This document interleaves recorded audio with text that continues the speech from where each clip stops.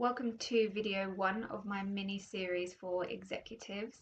It is based on strengths and weaknesses. We're looking at doing a SWOT analysis on yourself. Now, if that comes on your radar and bounces off again, a SWOT analysis is a really effective tool done well. It can be overutilized and used as a happy management tool, but I'd ask you just to wipe any sort of historic slate clean and look at it afresh for yourself, as it's a really great tool to understand where you are and what action you need to take to really put yourself in control of when you leave your job. We know that C-suite positions last on average roughly 5 years, depending on which one you're in. You want to be able to meet that tenure and then obviously exceed it if that's your goal. So it's really important that we build the self-awareness as we're going, and also our leadership characteristics evolve depending on what the world and the organizations that we're in are looking for. So with respect to leaders, so I'm not going to labor any points today. I'm just going to, give you some things to think about for you to flesh out. So the first one, usually when people do strengths and weaknesses at this level, you'll hear them talking about all the strengths and the achievements, the business achievements. But what I'm going to ask you to do with your strengths and weaknesses with respect to your leadership is think about this one question.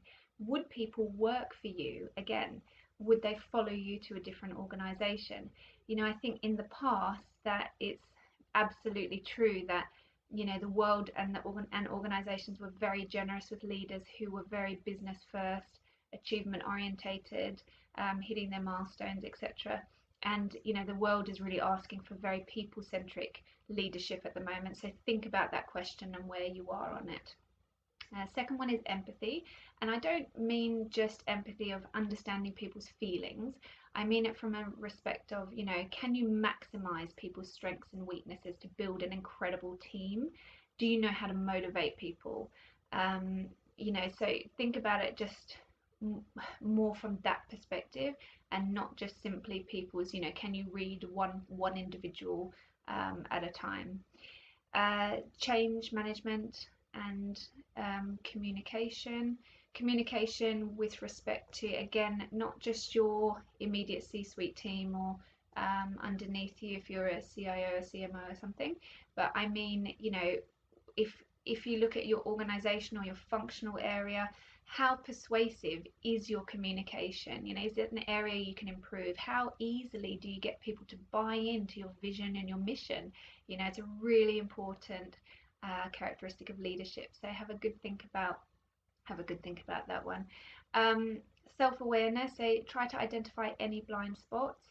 Strategic thinking obviously is really key at your level. And the last one I'll get you to think about is relationship building. And I mean relationship building not with respect to a one-on-one or even your team. What I'm talking about is the way the relationship is built. So we know obviously that subject matter expertise is very important at your level, but what is as key is the demeanor that you bring to your discussions and your negotiations. So have a think about how smooth and how much drama is involved when you are relationship building. It should really be smooth and low drama at your level. So have a think about that as well, and is that something that you can improve or enhance if you're great at it, really excel at it, because it brings great results. So I hope this has been helpful today, and please do watch my video on opportunities and threats, and then we can conclude it by bringing it all together.